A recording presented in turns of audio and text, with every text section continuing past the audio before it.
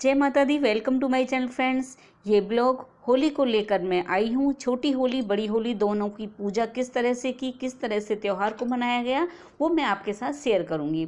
Society में बहुत ही अच्छी तरह से होली मनाई गई। सब बहुत प्यार से एक दूसरे के साथ मिले और हमें यह त्यौहार बहुत अच्छे से मनाना चाहिए, जिससे हमारे बच्चे सीख सकें। त्यौहार को मेमोरेबल हमें बनाना चाहिए कि बच्चों को पता चलेगा कि त्यौहार कैसे हमारी मम्मी मनाती हैं, हमारे घर में क्या रीति रिवाज होते हैं, किस तरह से पूजा की जाती है, किस तरह से हमारे घर में पकवान बनते हैं।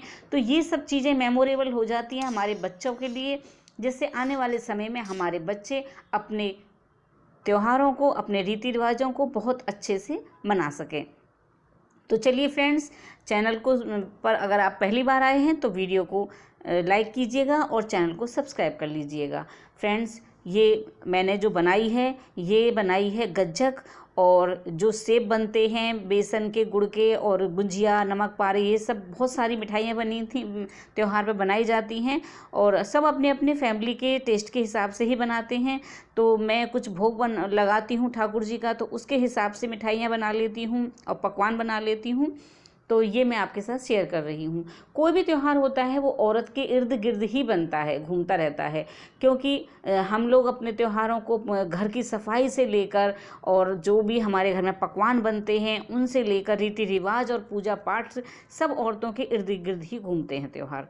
तो आप लोगों ने क्या क्या मिठाइयाँ बनाई, किस तरह से त्यौहार मनाया, प्लीज़ कमेंट्स बॉक्स में लिखकर मुझे बताइएगा, और जय श्री राधे ज़रूर लिखिएगा।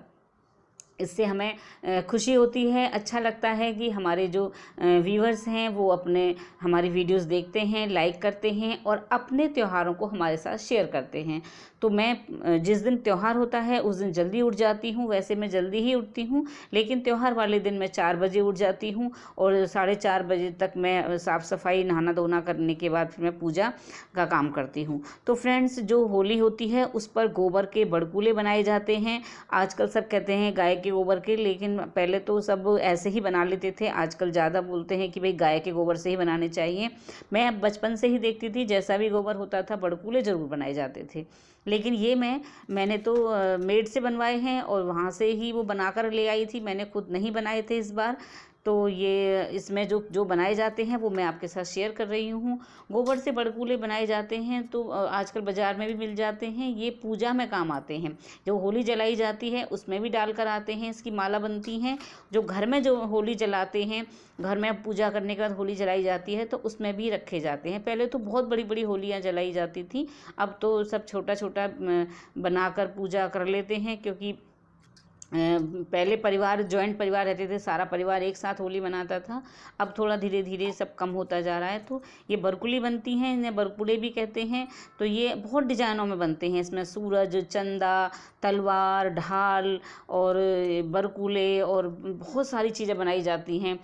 तो इनको सूरज, ढाल आदि जो बनाए जाते हैं उनको एक माला पिरोई जाती है। आप कच्चा सूत ले सकते हैं, कलावा ले सकते हैं, या जो भी रस्सी या नारियल की रस्सी ले सकते हैं, उसमें आप इन सबको बना सकते हैं।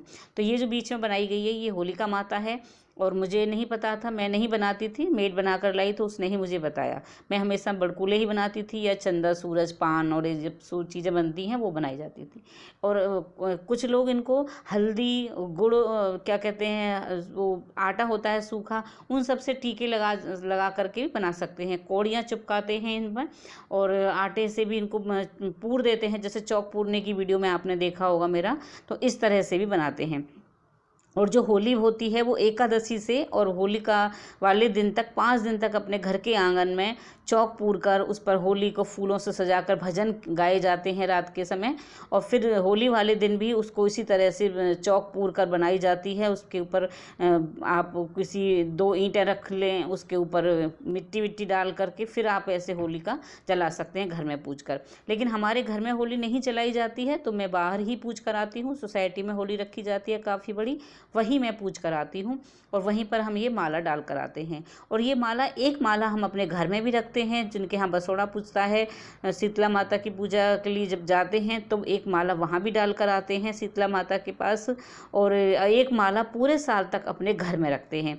तो कुछ लोग पूछते हैं कि जो हम ये बरकुले की माला अपने घर में रखते हैं तो क्या जब हम नवरात्रों में 11 धूप करते हैं, हवन करते हैं, या हम हर महीने की अष्टमी को जो पूजा करते हैं या पितरों का हवन धूप देते हैं, तो उसमें इनको इस्तेमाल कर सकते हैं कि नहीं?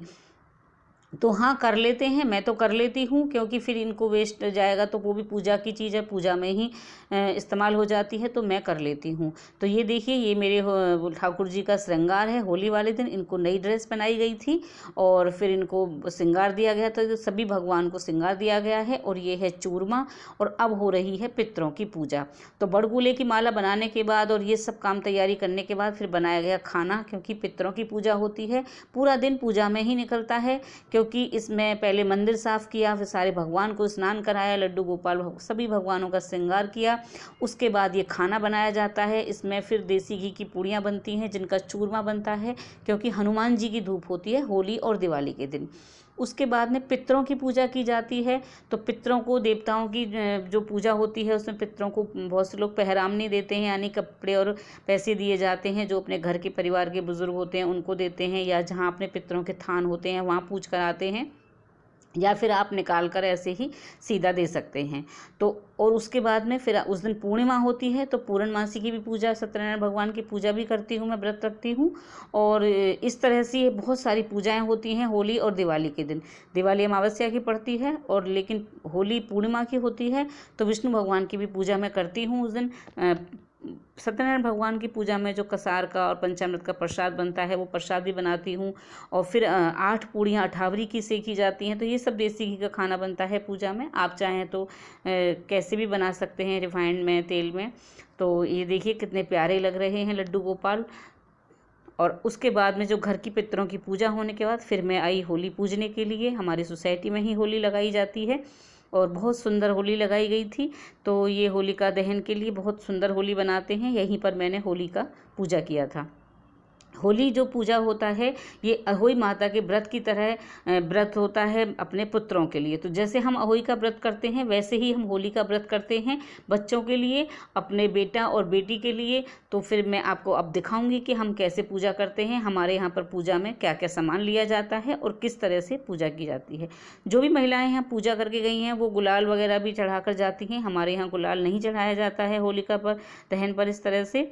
तो जो होलिका माता थी वो हिरण्यकश्यप जो राजा थे, राक्षस थे, वो चाहते थे मेरी ही पूजा सारा संसार करेगा, तो वो चाहते थे मेरी ही पूजा करें। और वो उनकी बहन थी, भक्त प्रहलाद की बुआ थी। तो उन्हीं के सब उनको बोलते हैं कि वो राक्षसी थी, या मतलब वो जो बुरी थी, अपने भक्त प्रहलाद को, भतीजे को लेकर गोद में बैठी जलाने के लिए। तो ऐसा नहीं था। मैं उनकी पूरी कहानी आपको बताऊंगी इसी वीडियो में। तो सबसे पहले मैं आपको बताती हूँ कि पूजा कैसे कर रही हूँ। तो पहले क्या होता था, हम गाय का गोबर लेकर आते थे, उससे हम यहाँ पर थोड़ा लीप कर फिर उसके बाद पूजा करते थे। अब क्योंकि गाय का गोबर इतना आसपास यहाँ सोसाइटी में मिलता नहीं है, तो मैंने गंगा जल जो डालकर इस लुटिया में लाई थी जल, उसी से मैंने भूमि को पवित्रीकरण कर लिया है, साफ़ किया है। उसके बाद मैं यहाँ चौक पूर रही हूँ। चौक पूरने की वीडियो मेरे चैनल पर है, आप देख सकते हैं। ये आटे से चौक पूरा जाता है। आप सिंगाड़े का आटा भी ले सकते हैं, नहीं तो आप गेहूं का आटा ले सकते हैं। उस चौक पूरने के बाद फिर इसके ऊपर रखी जाएंगी ये जो मैं घर से बड़कुले बनाकर लाई हूँ। इस तरह से जिनके घर में पूजा होती है वो घर में होली रखी जाती है, तो वो घर में भी इसी तरह से कर सकते हैं जैसे मैं यहाँ दिखा रही हूँ। बस आप नीचे ज़मीन पर या तो मिट्टी फैला लीजिए, या कोई जो बड़ा परात तसला होता है वो रख सकते हैं। और ये मैंने होलिका पर चढ़ा दिए हैं बच्चों की तरफ से, क्योंकि बच्चे बड़े हैं तो बच्चे नहीं आते हैं।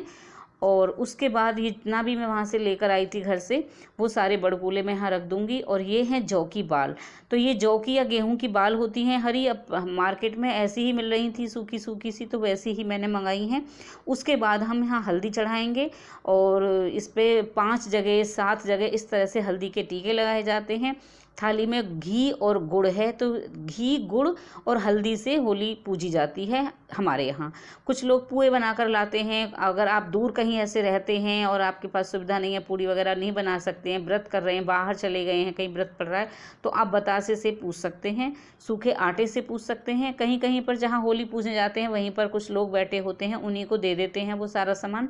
लेकिन हमारे यहाँ ऐसा नहीं है। हम अपने घर के परिवार के जो हमसे बड़ी जो बुज़ुर्ग महिलाएं होती हैं, हमारी सास होती हैं, जेठानी होती हैं, ननद होती हैं, परिवार में जो भी है, तो उनको दे दिया जाता है ये पूड़ियाँ। नहीं तो आप गाय को भी खिला सकते हैं।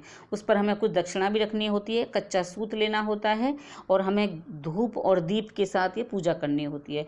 तो घी गुड़ के साथ पूजा करने के बाद जो मैंने 8 पूड़ियाँ बनाई थी अठावरी की, इनके ऊपर बूरा रखा हुआ है और बूरा से और पूड़ी से उसके टुकड़े तोड़कर उस तरह से पूजेंगे, दीप जला लेंगे, धूप जला लेंगे। इस तरह से होली का पूजा होती है। फिर हम कच्चा सूत लपेटेंगे और कच्चा सूत फिर हम होली पर भी लपेटते हैं और थोड़ा थोड़ा हम जल डालते जाते हैं और हल्दी थोड़ी सी बचा लेंगे, क्योंकि जब हम होली पूजने के बाद घर जाते हैं तो अपने लोटे में थोड़ा सा जल बचा लें। और घर के कोने जो होते हैं चौखट के बाहर दरवाजे के, उनके दोनों कोनों पर थोड़ा थोड़ा जल डाला जाता है। उसके बाद हम उस हल्दी से या तो आप स्वास्तिक बना दें या तो आप थापा लगा दें और इस तरह से वो एक माता का आगमन का, खुशियों का, त्यौहार का स्वागत होता है। जब शीतला माता की पूजा करके आते हैं तब भी आपको ऐसा करना चाहिए।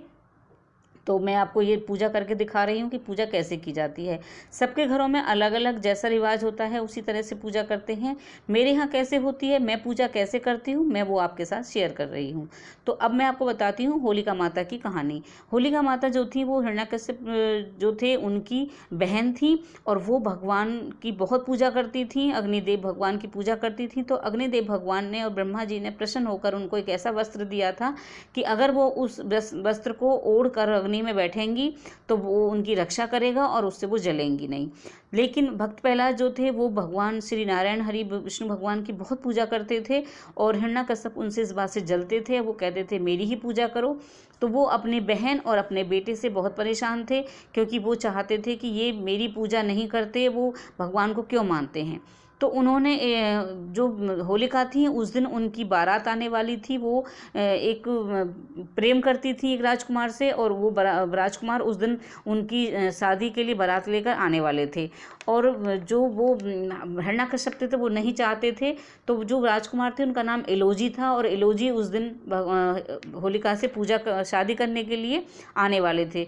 तो उन्होंने एक वो बनाई सोच समझ कर कि मेरी बहन की भी शादी ना हो और मेरा ये भक्त जो प्रहलाद है वो भी मतलब उसको भी मृत्यु में वो देना चाहते थे। तो उन्होंने अपनी बहन के कहा कि आप तुम इसे इसमें अग्नि में लेकर बैठ जाओ, ये जल जाएगा। और उनको उनकी बात माननी पड़ी, क्योंकि वो बहुत ज़्यादा राक्षस थे और बहुत सबको मृत्युदंड दे दिया करते थे।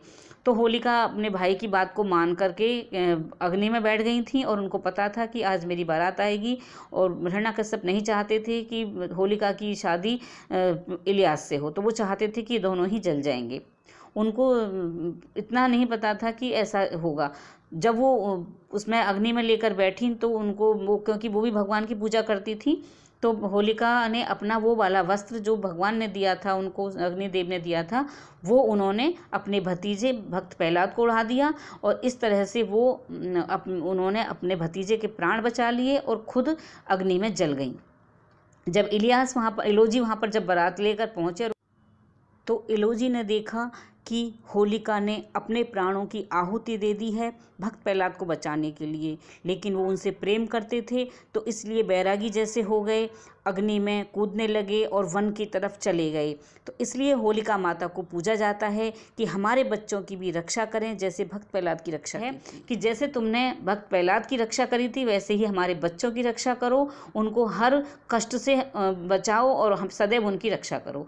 तो इसीलिए होलिका को पूजा जाता है। और होलिका पर इसी तरह से वो बच्चों के हाथ से बड़कूले डलवाए जाते हैं कि और जो बच्चों को नज़र लगती है, बच्चे परेशान होते हैं, तो उन बच्चों के ऊपर से लाल मिर्च राई उतार करके अग्नि में अगर हम होलिका दहन में डाल दें तो बच्चों की नज़र भी उतर जाती है और बच्चों के कष्ट भी दूर हो जाते हैं। तो ये मैंने आपको होलिका की दहन की कथा सुना दी और पूजा विधि करके दिखा दी। अब ये होलिका दहन हो रहा है सोसाइटी में। बहुत अच्छे से होली जलाई गई थी, बहुत सब प्यार से मिले थे, गाने बज रहे थे, बहुत आनंद आया। सब इस तरह से मिल जाते हैं सोसाइटी में एक दूसरे से और बहुत अच्छा लगता है। तो इस तरह से होलिका दहन हुआ और होलिका दहन के अगले दिन फिर तैयारी हो गई थी दुल्हनी की। तो उस दिन भी हमने बहुत अच्छे से जब घर की सफाई हो गई थी और उसके बाद मंदिर की सफाई हो गई थी, फिर हमने अपने गोपाल जी को बहुत सुंदर स्नान कराया पंचामृत से। एक दिन पहले भी पंचामृत से स्नान कराया था। उसके बाद हमने अपने गोपाल जी को गुलाल लगाया और उनके साथ होली खेली। होली खेलने के बाद पकवान जो बने थे वो पकवान सब भोग लगाया। दही बड़े और कांजी बड़े, जो भी ऐसे त्योहार, पकौड़ियाँ, पापड़, जो भी त्योहार के दिन बनते हैं। और सोसाइटी में फिर बहुत अच्छे से होली खेली गई थी। सब नीचे ही आ जाते हैं। सोसाइटी में रहने का यही फ़ायदा होता है कि सब एक साथ होली खेलते हैं। ये रेन डांस हो रहा है यहाँ पर, गाने भी बज रहे हैं बहुत बढ़िया, और सब ये पाइपों से पानी आ रहा है और सब रेन डांस कर रहे हैं और एक दूसरे को रंग गुलाल लगा रहे हैं। तो बहुत आनंद आता है इस तरह से। अगर आपको मेरी वीडियो अच्छी लगे तो प्लीज़ लाइक, शेयर और सब्सक्राइब चैनल को ज़रूर कीजिएगा। जय माता दी। जिस तरह दिवाली पर दिए साफ सफाई से चतुर्मास के कीटाणुओं का नाश हो जाता है, उसी तरह शीतकाल में जो भी कीटाणु भर जाते हैं हमारे आसपास, होलिका दहन से उनका नाश होता है। अबीर गुलाल से सब नाश हो जाता है। कीटाणुओं का नाचना, गाना, चिल्लाना, कांजी पीना, ये सबसे हमारे शरीर का व्यायाम होता है। पेट सही होता है अगर सही तरीके से त्यौहार को मनाया जाए तो हेल्थ के लिए बहुत ही अच्छा है। तो आप होलिका को बहुत अच्छे से मनाइए हो। और ये रात सिद्धि रात्रि का कहलाई जाती है।